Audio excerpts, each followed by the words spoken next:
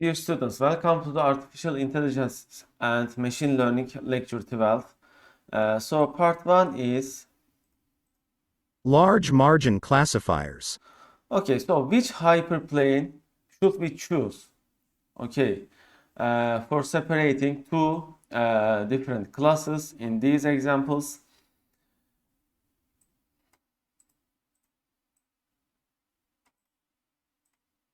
Two main variations in linear classifiers. Which hyperplane they choose when the data is linearly separable. How they handle data that is not linearly separable. Okay, you see there are two variations in linear classifiers. If data is linearly separable, like in the first example, which one should we choose? If it is not, which one should we choose? Okay. Linear approaches so far. Okay. Perceptron. So Perceptron has separable and non-separable. Gradient descent. It is same separable and non-separable. Okay, so Perceptron algorithm, if it is separable, Finds some hyperplane that separates the data. if non-separable, Will continue to adjust as it iterates through the examples. Final hyperplane will depend on which examples is saw recently. okay, for gradient descent, both for separable and non-separable, Finds the hyperplane that minimizes the objective function loss plus regularization. okay, so the objective function in the gradient descent is loss function plus regularization. Okay, and which hyperplane in this example would you choose? I will choose the example that will have maximum margin between points to classify and predict further examples as much as possible true. Therefore, I will choose the red one because from my viewpoint, it looks like the most margin having one to the points. Okay, you see, these are the margins that separates data here. This is a large margin and this is a low margin, as you can see. So these are two different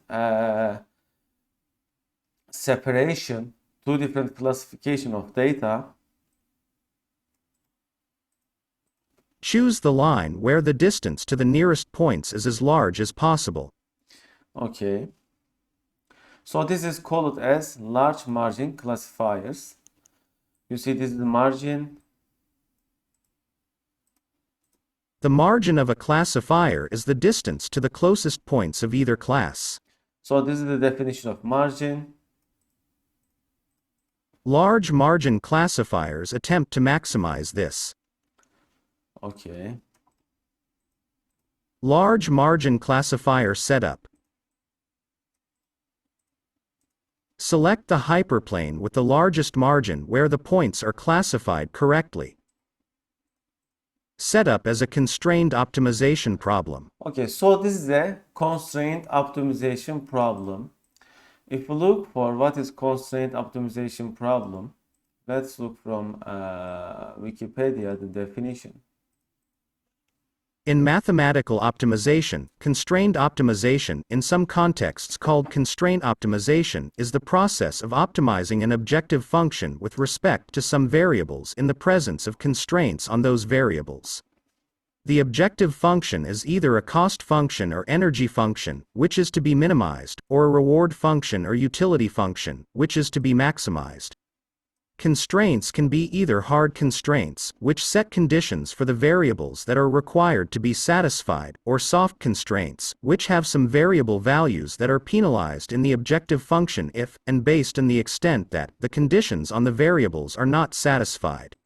Okay, so here we want max WB, margin WB subject to, this is the constraint, where IE WX I plus B bigger than 0 for every E.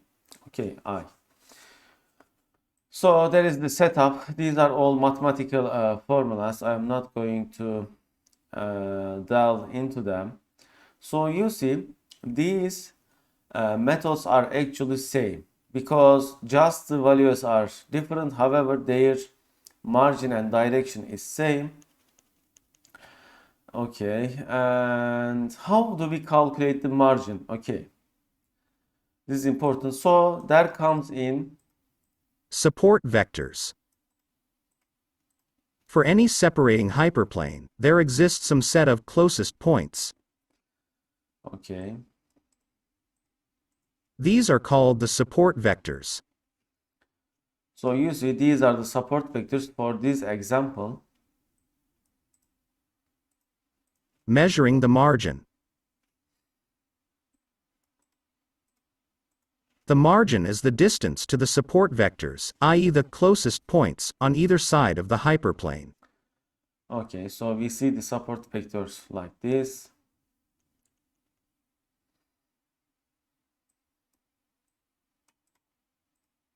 Distance from the hyperplane. How far away is this point from the hyperplane?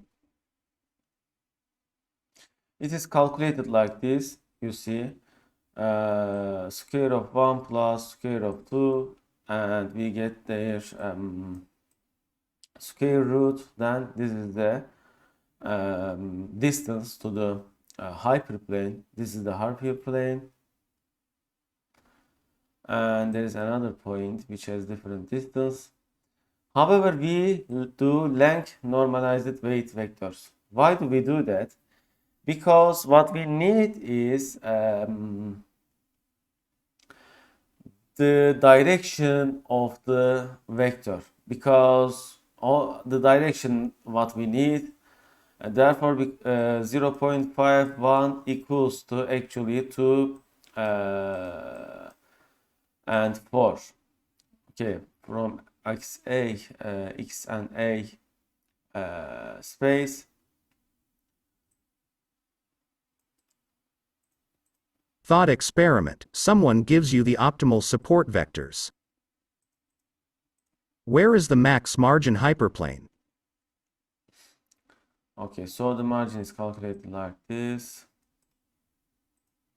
Max margin hyperplane is halfway in between the positive support vectors and the negative support vectors. So it is the halfway in between positive and negative support vectors. In this case, we have the support vector points, and all support vectors are the same distance. To maximize, hyperplane should be directly in between. okay, there are some more mathematics. All right.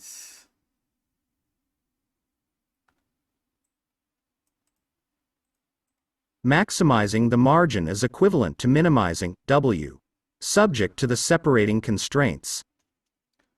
Okay, the constraints, let's see.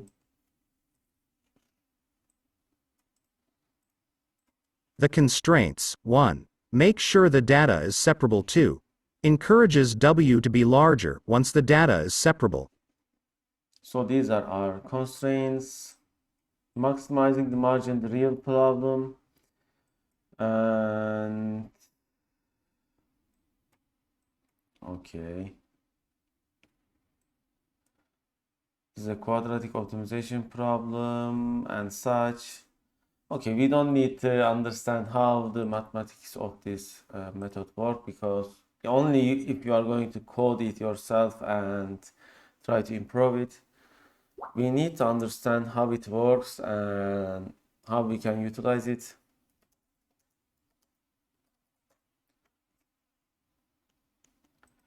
Okay, the first way, part of the lecture was about hard large margin classifiers. Now we are going to see the soft soft margin classifiers. Okay, soft margin classification. So if our problem is not separable, this is usually the case in real life examples. Now we cannot apply hard constraints because we wouldn't be able to find a hyperplane that would separate data because it is impossible in this case linearly separating this data. Therefore, we need to have soft margin classification, and we want to learn something like this, but it is not possible because our constraints won't allow it. What was our constraint? If you remember, it was make sure the data is separable. So this was one of our constraints, and as you can see, it is impossible in this case. So we use now slack variables and like this. Okay, there are slack penalties, and you see there is margin trade-off between margin maximization and penalization. Penalize it by how far from correct by this, and allow to make a mistake. Still a quadratic optimization problem. So let's see some demo related to support vector machine in JavaScript. Okay, so mouse click at red data point, shift plus mouse click at green data point, K, toggle between linear and RBF kernel and reset. Okay, so currently we are at linear. Okay, now we are at linear separation. You see these are our data points. So in this case, this data point is incorrectly classified because we can only linearly separate it. Okay, when I add another button, now it separates like this. When I add something like this, you see it is all classified as red. Therefore, it is not correct at all. Let's go back to the RBF. Now it can be separated like this. Okay. Number of support vectors 12, and I see in this case it is able to separate greens but with no further data separation. Okay, now it is better, and now it is like this, and we can change the C value to maybe optimize it. However, still with a single line it is impossible to separate all these data points. And let's look for neural networks. Okay, in this case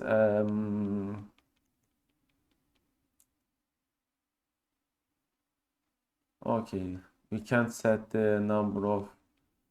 Okay, this is by default 2, 10, 1, 1, 2, 10, 10, and 1 neural network, which means it takes 2 input.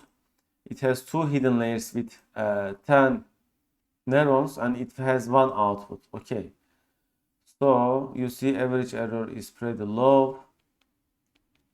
It may get it 100% correctly. Yeah, currently it looks like 100% correct.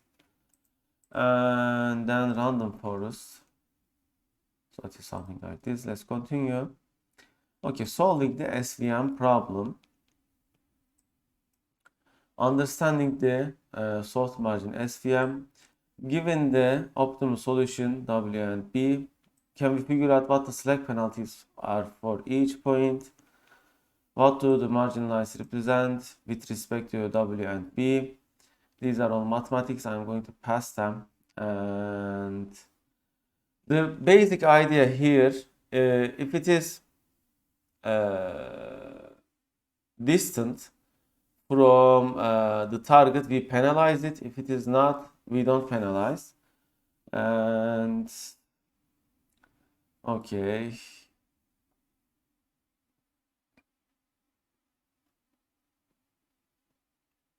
we can continue.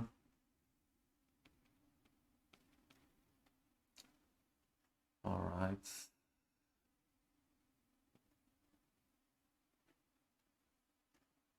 I'm going to pass the mathematics. Okay, so when we search the top 5 algorithm for classification, you see decision trees has about 10 million results. Support vector machine has about 6 million. KNN has about 3 million, Perceptron has about 2 million, and artificial neural network has about 11 million. Also from trends, we can see that artificial neural network is the best one currently. But however, according to your problem, you should use SVM or artificial neural network. If you have too many, if your problem is, let's say, a high dimensional problem, let's say you are doing a natural language processing and you have tens of thousands of features, you know each word is counted as a feature, then SVM works very well. It is very fast and you should pick SVM. When you are going to solve your problem, you should look for on the internet to use which algorithm. For example, for natural language processing, which algorithms are best? For example, okay, let's check them. All right.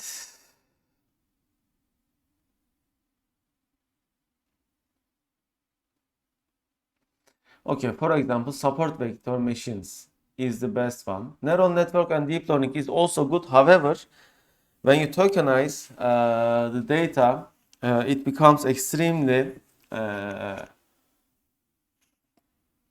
let's say, it becomes extremely CPU intensive for the computer when you increase the number of neurons, and you have to increase it for a lot of text processing. So for your task, you need to choose your algorithm. For example, on Quora it is asked, okay, we have seen this lemmatization and stemming. Lemmatization and stemming word clouds, keywords extraction, named entity recognition, topic modeling, knowledge graphs. So these are the topics of natural language processing. Let's see if there is a good answer here.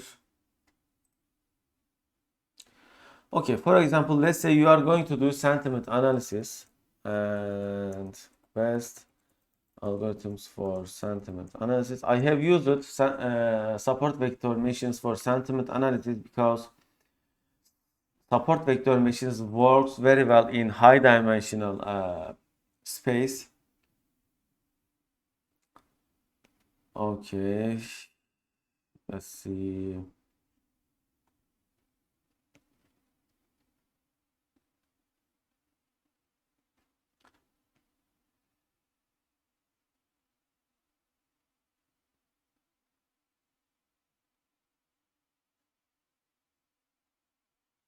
Anyway, so let's try to understand how support vector machines works.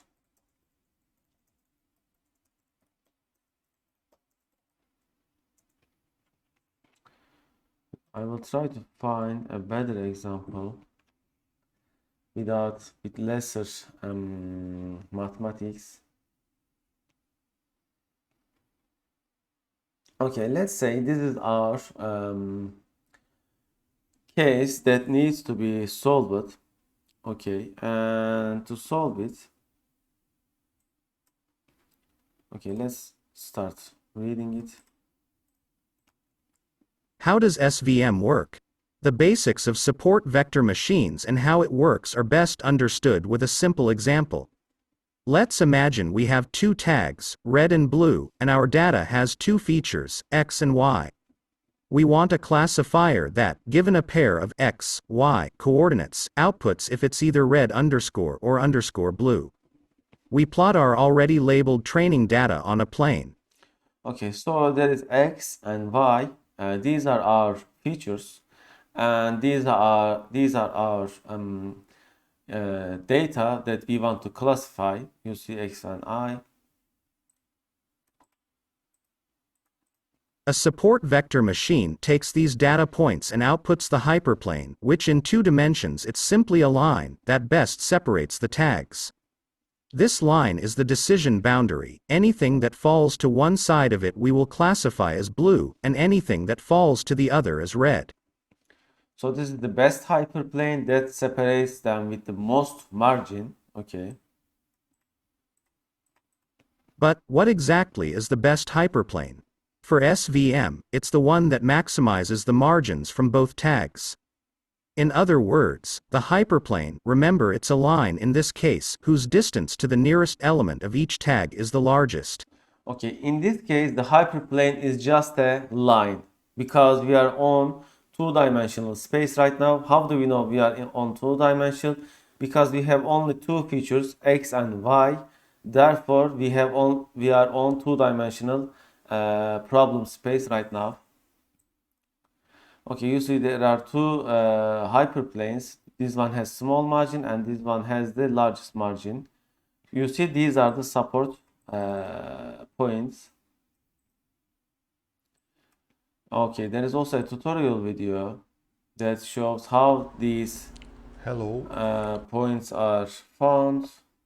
Let's see if does explains.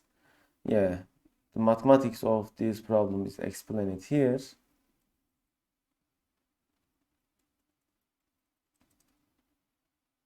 Okay, the total margin is computed. I'm going to put this into the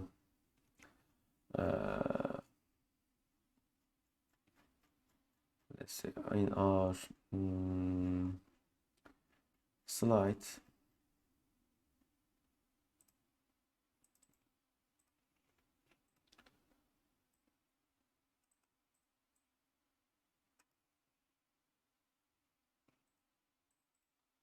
Okay.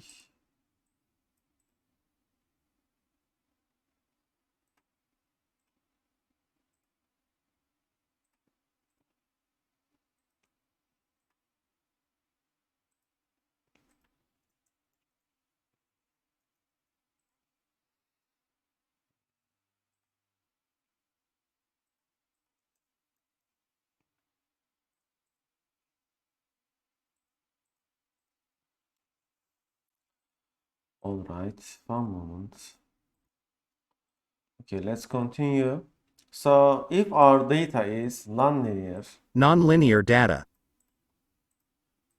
Now this example was easy, since clearly the data was linearly separable, we could draw a straight line to separate red and blue. Sadly, usually things aren't that simple. Take a look at this case. you see, if our data is something like this, how can we then solve this problem with the best way? Okay, a more complex data set. This is still two-dimensional. You see, because we have only two input as x and y. It's pretty clear that there's not a linear decision boundary, a single straight line that separates both tags. However, the vectors are very clearly segregated and it looks as though it should be easy to separate them. So here's what we'll do, we will add a third dimension. Up until now we had two dimensions, x and y. We create a new z dimension, and we rule that it be calculated a certain way that is convenient for us, z equals x squared plus y squared. You'll notice that's the equation for a circle. This will give us a three-dimensional space. Taking a slice of that space, it looks like this. So once we add the third dimension, you see now we have Z? Okay, now we have z, which is equal to x squared plus y squared. Now we can have a single hyperplane to separate this data, as you can see. From a different perspective, the data is now in two linearly separated groups. What can SVM do with this? Let's see. So now the SVM can compose a hyperplane which will separate the data. Okay. That's great. Note that since we are in three dimensions now, the hyperplane is a plane parallel to the x-axis at a certain z, let's say z equals 1. What's left is mapping it back to 2 dimensions. Okay, so first we increase the dimension, then we map it back to the 2 dimension. So it is dimension expansion and dimension reduction. Back to our original view, everything is now neatly separated. And there we go. Our decision boundary is a circumference of radius 1, which separates both tags using SVM.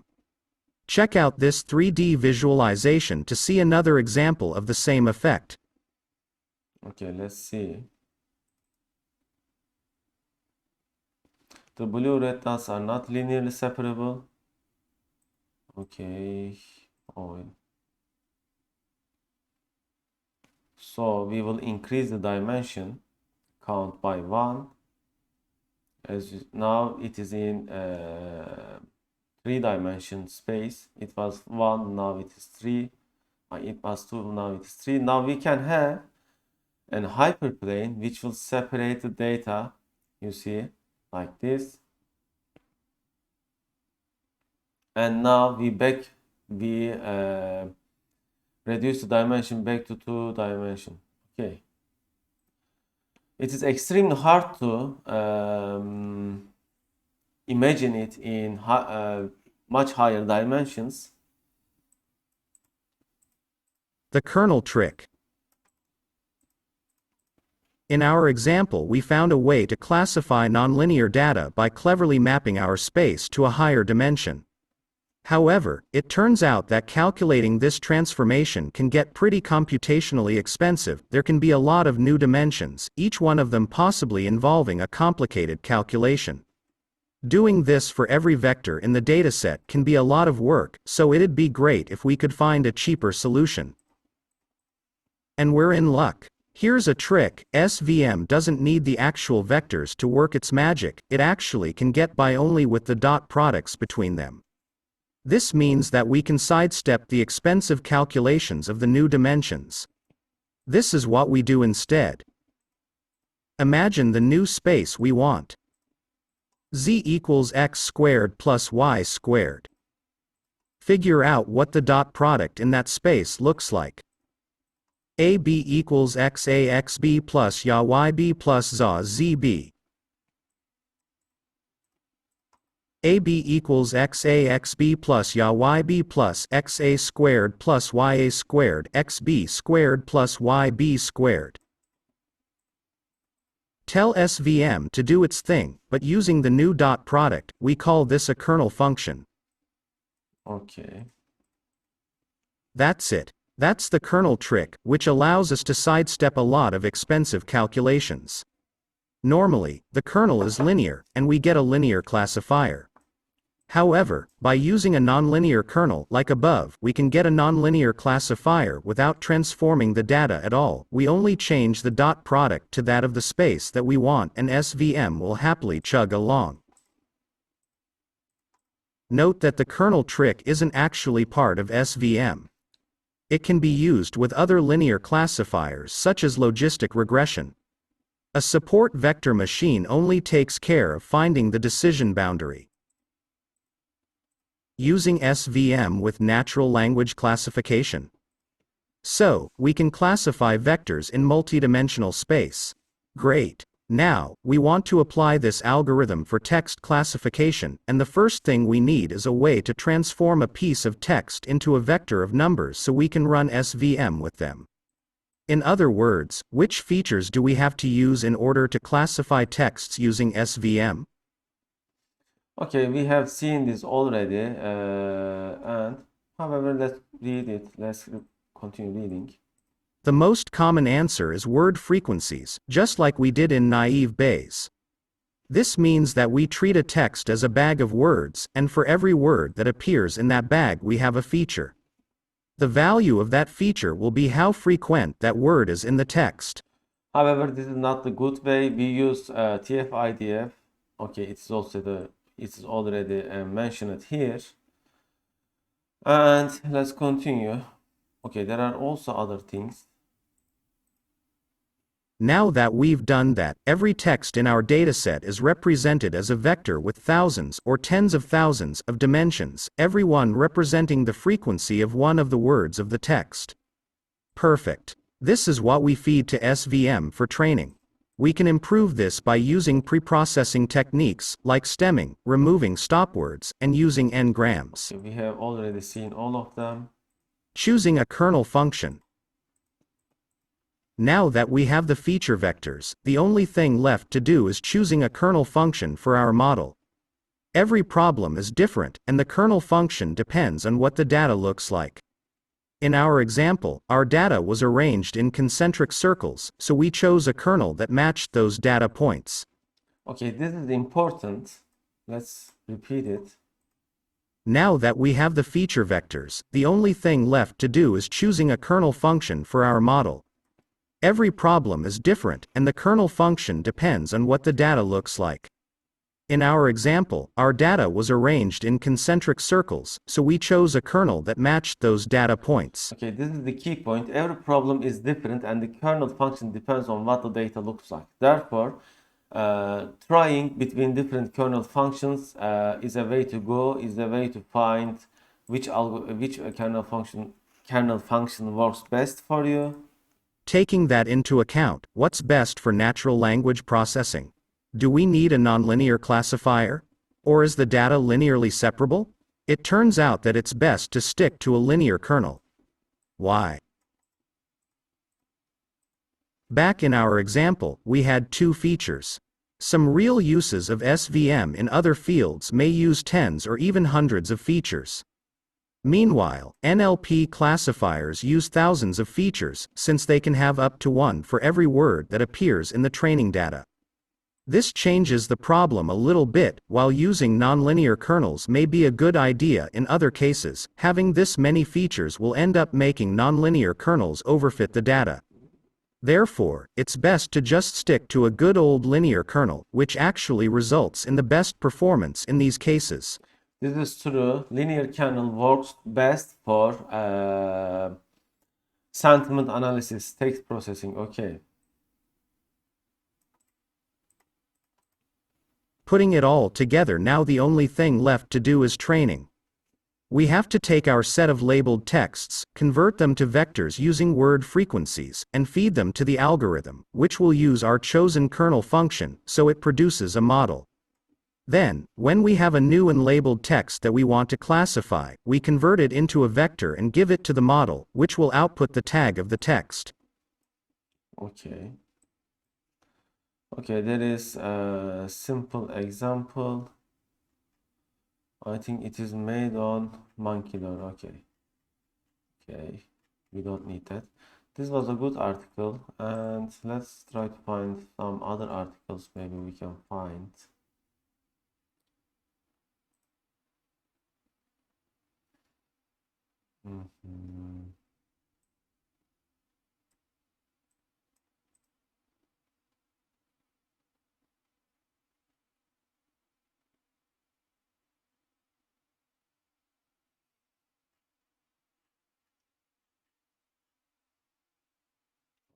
Lots of mathematics it includes.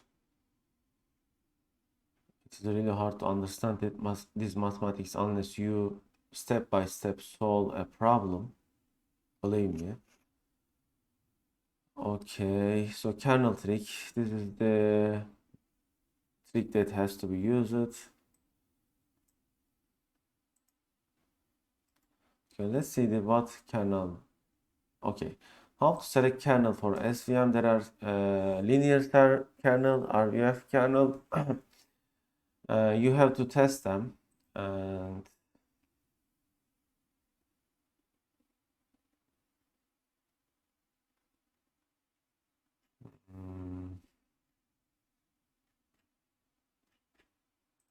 okay, let's continue. I'm trying to find a good another good article to get the idea better.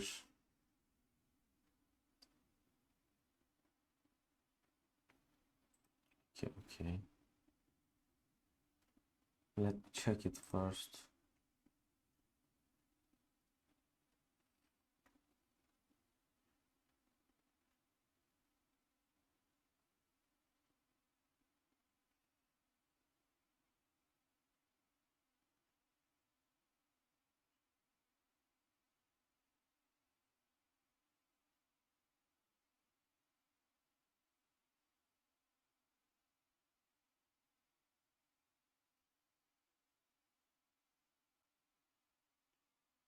Okay.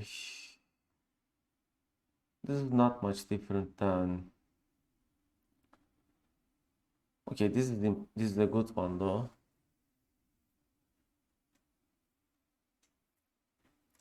So with linear kernel, you see this data is separated like this. It is a still two-dimensional vector space. With RBF kernel, you see it is separated like this. And there are also some other RBF kernel and different data points, penalty parameter of C of the error term. You see when you change the parameters, it changes how the results are obtained. Pros and cons associated with SVM. Pros: it works really well with a clear margin of separation. It is effective in high-dimensional spaces. It is effective in cases where the number of dimensions is greater than the number of samples. It uses a subset of training points in the decision function, called support vectors, so it is also memory efficient. Okay, so these two things is the most important thing. If your data is in high dimension, it has a lot of features, then you should try support vector machines, because with other algorithms such as neural networks, it becomes extremely computationally expensive because you have to add a lot of hidden layers and neurons, so it becomes too hard for the computer to calculate all tens of thousands of features. Okay, so SVM works really well for such high dimensional data set. And what are the cons? Cons: it doesn't perform well when we have large data set because the required training time is higher. It also doesn't perform very well when the data set has more noise, i.e. target classes or overlapping. SVM doesn't directly provide probability estimates. These are calculated using an expensive 5-fold cross-validation. It is included in the related SVC method of Python scikit-learn library. Okay, what does this mean? Doesn't directly provide probability. Because it either put a data into a class or not. It doesn't tell you that this is 70% class A and 30% class B. In neural networks, you get some strength, therefore you basically get some percent.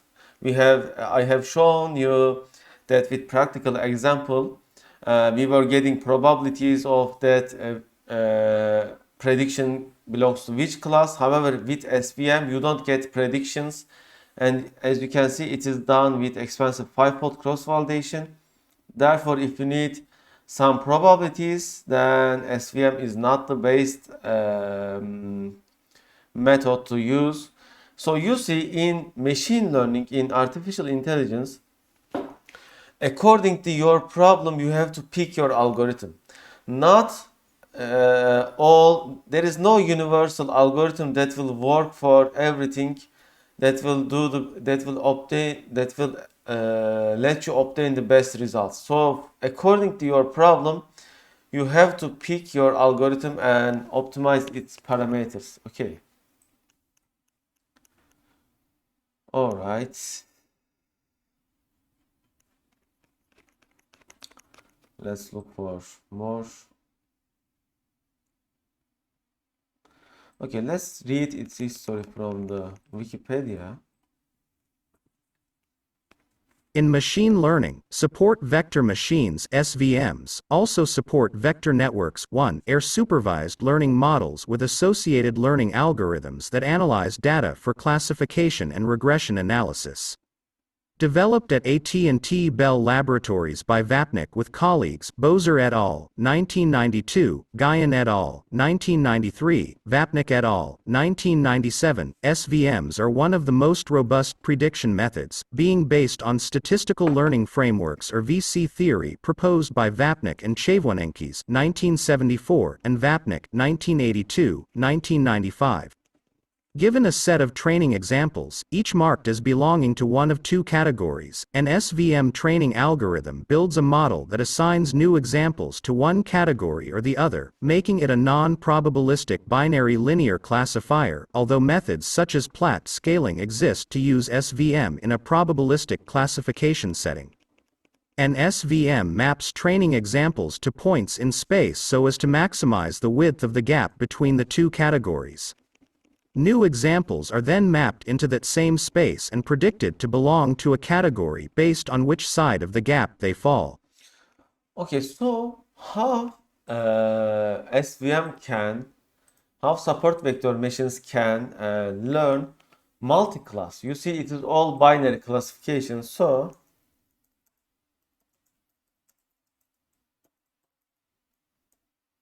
multi-class. Okay, let's also see that.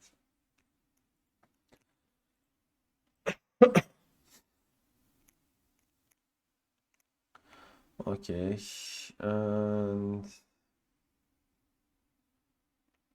okay, let's read this article. Let me check it first, whether it is good or not.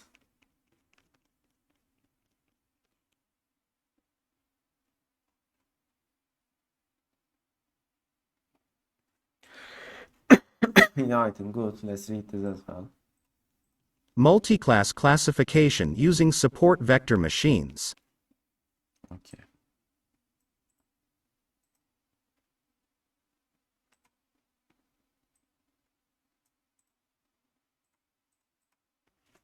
Two. Classification in artificial intelligence and machine learning. Classification refers to the machine's ability to assign the instances to their correct groups. For example, in computer vision, the machine can decide whether an image contains a cat or a dog, or if an image contains a human body or not. In natural language processing (NLP), the machine can tell the sentiment of a given text whether it's positive, negative, or neutral. For the machine to be able to decide how to assign an instance to its group, it has to learn the patterns of that assignment from the training features available in a labeled training data set. We've two types of classification: binary classification and multiclass classification. 2.1. Binary classification. In this type, the machine should classify an instance as only one of two classes: yes, no, 1/0, or true, false. The classification question in this type is always in the form of yes, no. For example, does this image contain a human? Does this text has a positive sentiment? Will the price of a particular stock increase in the next month? 2.2. Multi-class classification. In this type, the machine should classify an instance as only one of three classes or more. The following are examples of multi-class classification: classifying a text as positive, negative, or neutral, determining the dog breed in an image, categorizing a news article to sports, politics, economics, or social. 3. Support vector machines (SVM). SVM is a supervised machine learning algorithm that helps in classification or regression problems. It aims to find an optimal boundary between the possible outputs. Simply put, SVM does complex data transformations depending on the selected kernel function, and based on that transformations, it tries to maximize the separation boundaries between your data points depending on the labels or classes you've defined. 3.1. How does it work? In the base form, linear separation, SVM tries to find a line that maximizes the separation between a two-class data set of two-dimensional space points. To generalize, the objective is to find a hyperplane that maximizes the separation of the data points to their potential classes in a dimensional space. The data points with the minimum distance to the hyperplane, closest points, are called support vectors. In the image below, the support vectors are the 3 points, 2 blue and 1 green, laying on the scattered lines, and the separation hyperplane is the solid red line. Okay, you see, these are the support vectors. This one is on the green side, green class, and this one is on the blue class. The computations of data points separation depend on a kernel function. There are different kernel functions: linear, polynomial, Gaussian, radial basis function (RBF), and sigmoid.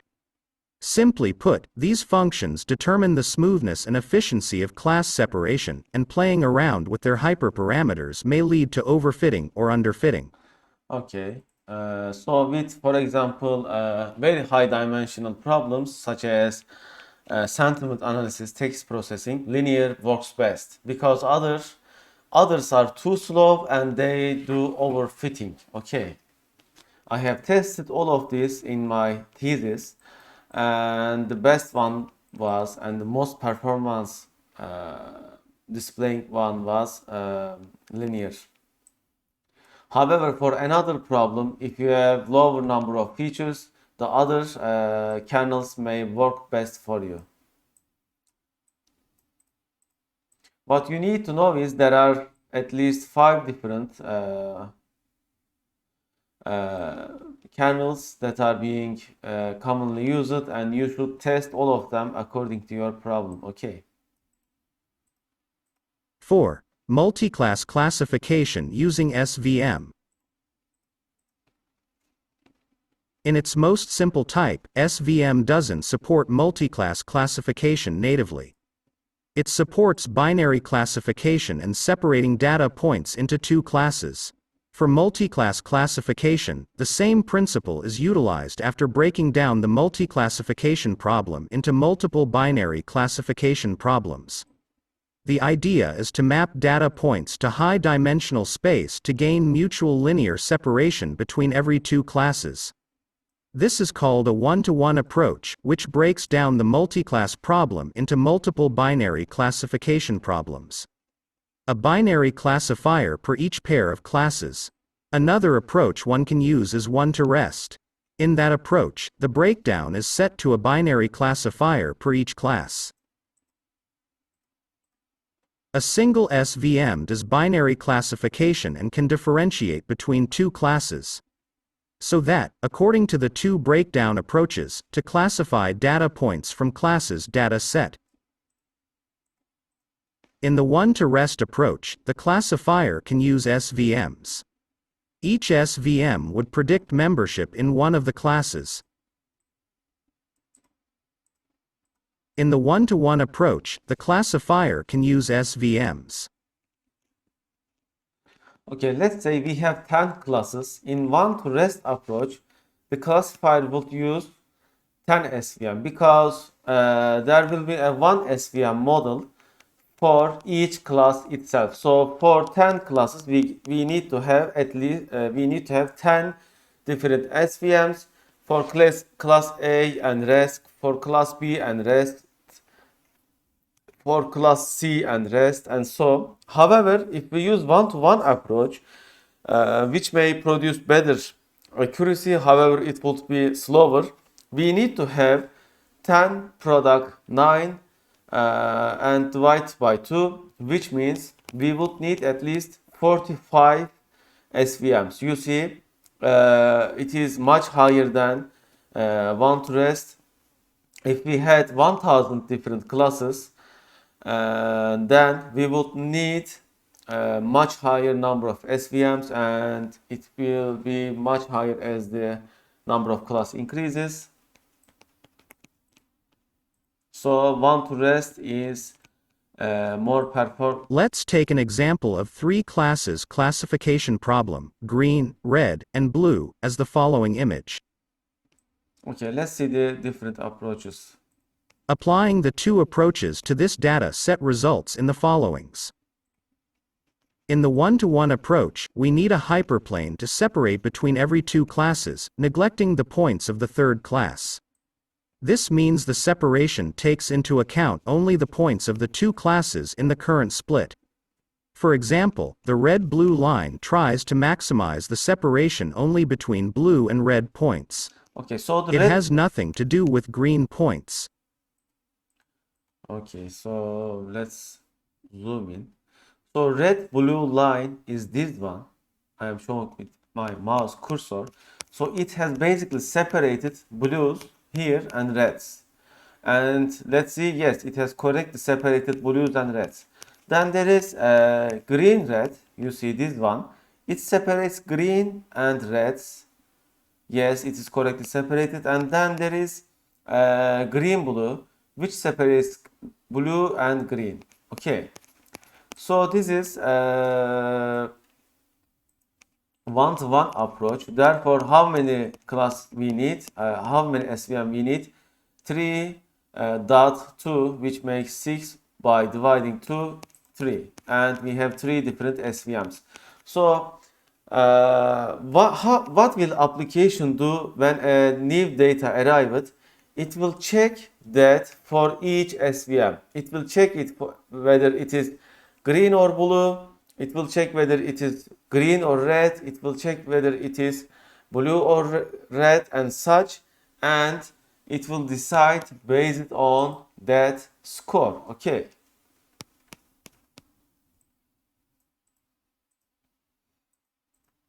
In the one-to-rest approach, we need a hyperplane to separate between a class and all others at once.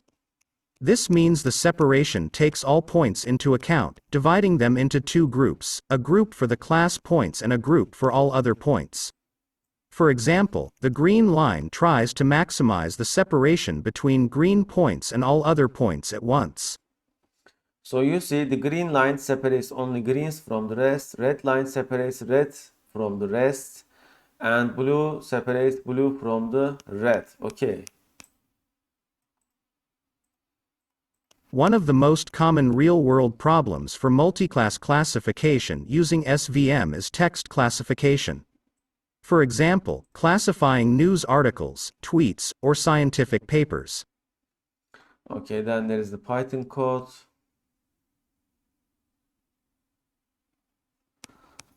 Okay.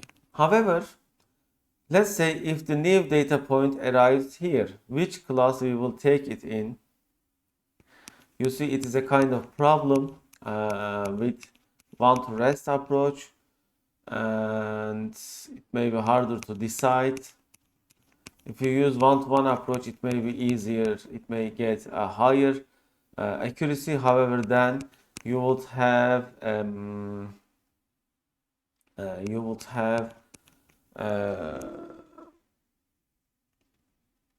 slower application. For example, I will show you how will it decide in this case. One moment. Let's add some background. Okay. So let's say the data arrived here. Then it will check it against blue and it will get red, red plus 1. Then it will check it against red, green, it will get red, red plus 1. And then it will check it against red, green, red, blue. They are both red. Then it will check whether it is blue, green, and it will get when the blue green is checked, you see this line, it will get where is the blue green? Here. It will get green, then it will get plus 1. Let's type it so it will be easier to see.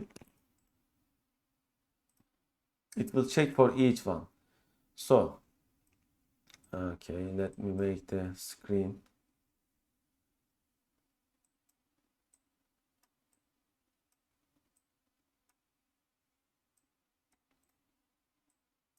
Okay. So first it will check the new data point with let's say green versus blue. The data point is here. So green versus blue, it will get, where is the green versus blue line? It is here. This is green versus blue. Yes, it is green versus blue. It gets green. Then it checks green versus red. Okay. Green versus red. Okay, it is the here. Then it gets red. Then it checks blue versus red. It gets red. So you see we have checked against all 3 SVMs and it got 2 red and 1 green. Therefore it gets red.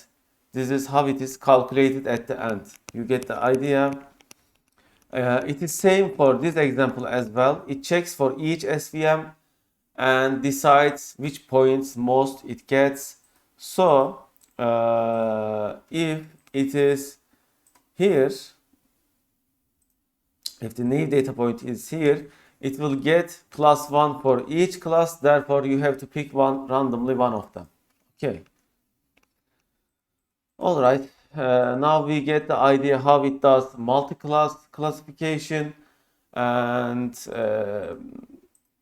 how it works for single class classification. We have seen each of them, and if you still have questions, you can look for more articles. However, it should be now clear. Okay, I will fix something and okay, let's upload this. So based on your problem, you can use SVM or neural networks or other algorithms. You have to decide it yourself. This is how SVM works. SVMs are extremely powerful SVM algorithm, and with linear kernel it works extremely fast and efficient. So if your problem can be solved with linear approach, then SVM may be best for you. Okay, and let me upload.